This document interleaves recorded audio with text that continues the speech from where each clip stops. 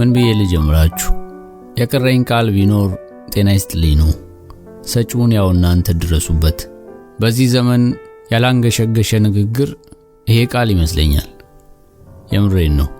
ባለፈው አንዱ መኪናዬን ከፍቶ ገባና መገናኛ እንዳደረሰው ጠየቀኝ። መዘወር ከዋና ስራዬ በኋላ የምሰራው ማስተዛዘኛ ስራዬ ነው። ዋና ስራዬ ፖስታ ማመላለስ ነው። ፖስተኛው ይሉኛል።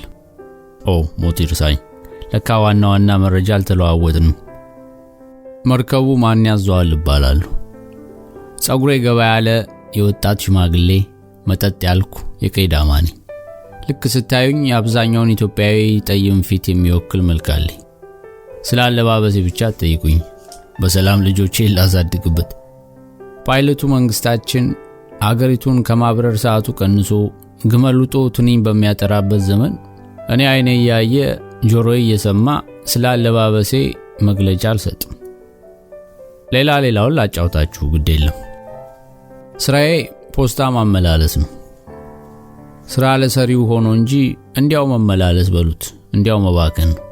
ምክንያቱም መልእክቱ አለ፣ መልእክተኛው ግን አድራሻ የለውም። ቦታው ተገኝቶ ፖስታውን ተቀብሎኝ የሚያቅሰው እስከዛሬ ድረስ የለም። መስሪያ ቤቴም ይህን ያወቀ በየወሩ ደሞዝ ይከፍለኛል። በየቀኑ ፖስታውን እየሰፈረ ይሰጠኛል።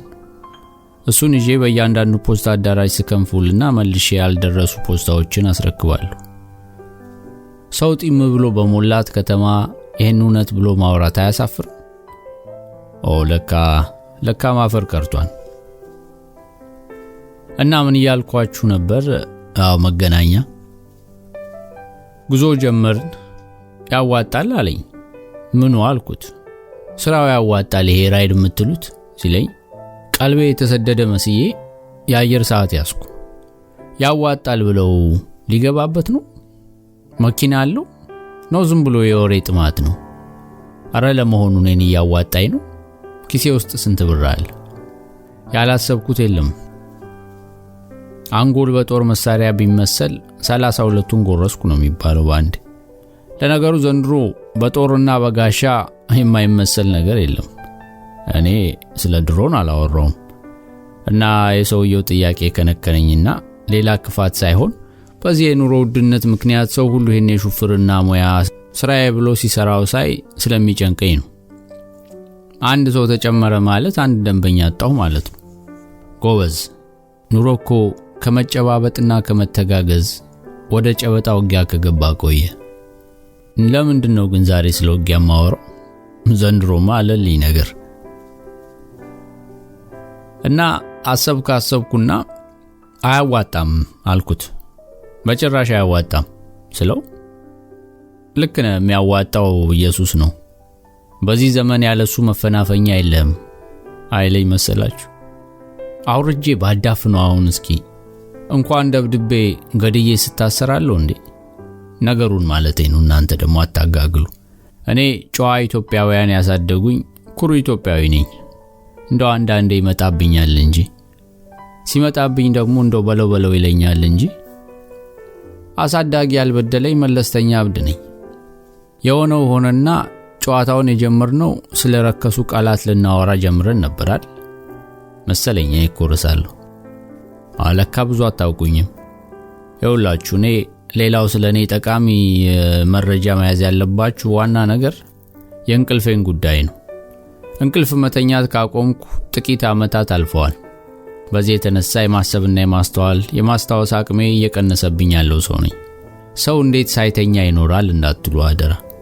በዚህ በእናንተና በእኔ እብደትና የብልጽግና ዘመን ምንም የማይቻል ነገር የለም። እመኑ። መገናኛ ስንደርስ ይህንን ምስኪን የእግዚአብሔር በግ እንደነዋል ብዬ አውርጄ ጥቂት ሄድኩ በባዶ። ወዴት እንደምጓዝ አላውቅም። የእንቅልፉም ጉዳይ ነው መሰለኝ። አሁን ያለሁበትን ቦታ ይጠፋኛል አንዳንዴ። አይኔን ጨፍኜ ስገልጥ አውሮፓ ያለው ይመስለኛል። መንገዱ፣ አበባው፣ መብራቱ ሰውን ቀንሰው ሲያዩት ሌላ ነው። ይህን ያህል ዘመን ያልተፎገረ ህዝብ አዲስ አበባ አርማን ብራንድ ልብስ መልበስ ብትጀምር ምድረ ሰልባጃ ሙላ አመዱ ወጣ። እዛ ላይ ደግሞ ሳይበላ ሳይጠጣ ማታ ማታ ከባለቤቴ ዘርፈሽዋል ጋር በቴሌቪዥን መቼ እንደሚጣላትና እንደሚደበድባት በማይታወቅ ድሮን አዲስ አበባ ስትቀረጽ ስናያት ህዝቡ ሲርመሰመስ ስናየው ጮማ የበዛበት ጎድና አጥንት ላይ የሚርመሰመስ ጉንዳን አይመስልም እየተባባልን በራሳችን እናላግጣለን። ባለቤቴ ዘርፈሽዋል ብዙም ይወራላት ሰው ናት። ዛሬ እንዲህ በእግረ መንገድ አይደለም ማጫወታችሁ። ዋዛ አይደለችም። ስሟ ብቻ ነው አሮጌ የሚያስመስላት እንጂ የተማረች የተመራመረች የህግ ምሁር ናት።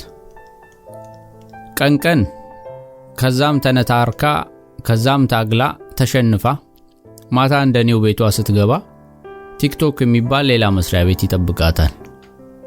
እንቅልፏ ሲጥላት እዛው ባለችበት ትወድቃለች። ስገባ እንደዛ ተንጋላ ባየዋት ቁጥር ፍርሃት ይወረኛል። እንዲህ እንደለፋች ኑሮን ሳትረታው ወድቃ ምትቀር እየመሰለኝ ነው። አምን አባቴ ላርግ። ቀበና ሳልደርስ አንድ ልጅ ግራ አስቆመችኝ። 6 ኪሎ ላደርሳት መንገድ ጀመርን። ፍዝዝ ብላለች። ወሬ ሆኖ አይደል ዘንድሮ ሆድ የሚቆርጠው። ጀመርኩ ጨዋታ። አቤት ፀሐዩ ስላት አረ ምን ነው ጠብሳ በበላችኝ አለች። ገና አንድ ፍሬ ልጅ ነሽ ምን ሆንሽ ደሞ አንቺ እንዳለላት እሱ አባባል ዛሬ አይሰራም። አገሩ በሙሉ አንድ ፍሬ ነው ከላይ እስከታች። ከፈለገች ታወራው ብዬ ዝም አልኩ። ከዶሮ ያነሰ ኑሮ ልኑር? ወፍ እንኳን ጎጆ አላት፣ ዶሮ ቆጣ አላት። ለአንድ ክፍል ቤት እንዴት 17000 ብር ክፈይ ይባላል? ከየት አምጥቼ ነው እሺ ምከፍል? አይኖቿ ቦዘዙ። የታችኛው ከንፈሯ ሲንቀጠቀጥ በግንባር መስታወት ውስጥ ይታየኛል። ላጽናናት አልቻልኩም። አይዞሽ ልላት አልቻልኩም። አይገርም? እሷን እያየው የኔም እንዲህ መሆን ገርሞኝ የእድሜ ነገር ያሳስበኝ ጀመር። ቃላት አፌ ላይ ሲልፈሰፈሱ ሳይ አፌን ዘግቼ ወደ ሰማዕታት ሰፈር መንዳቴን ቀጠልኩ። ልጅቷን ካወረድኩ በኋላ ነገር ዓለሙ ስለታከተኝ ቀጥታ ወደ ቤቴ ተጓዝኩ። ያለ ልማድ በሩ ገርበብ ብሏል። ከምሽቱ 4 ሰዓት ይሆናል። ባለቤቴ ዘርፈሽዋል ስልኳን እጇ ላይ እንደያዘች እንቅልፍ አዳፍቷታል። መዳፏ መሃል የተኛው ከመዳፏ መስመሮች በላይ ህይወቷን የሚመራው አይፎን ስልኳ ውስጥ ሰዎች እንጫጫሉ። ታፕ ታፕ ታፕ ታፕ ያሉ ደራረቤላት እንደ ልማዴ ስልኬን ስጎረጉር እኔም አንድ የቴሌቪዥን ዝግጅት ላይ የቀረበ ደራሲ ያየሁ። አንብብ ያለኝም ሰው ሲያነብም ያየሁት ሰው የለምና በበኩሌ እኔ እንደ አብዛኛው ኢትዮጵያዊ ማንበብ አልወድም።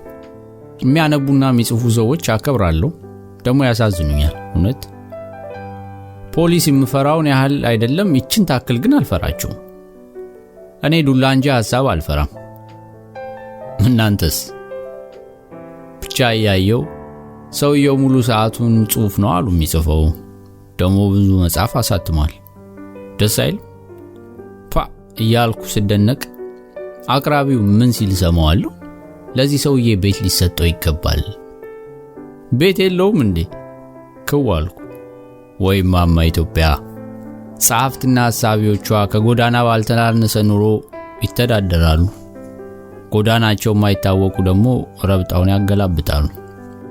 በስቶባችሁና ሰልችቷችሁ ነው እንጂ አሁን ይሄ ሐሳብ ብቻውን አያስጨበጭብም፣ አያስመረቅንም። በበኩሌ መርቅኛለሁ። እነሆ ከዛሬ ጀምሮ በማልተኛበት የእንቅልፍ ሰዓቴ ድርሰት ጀምሬያለሁ።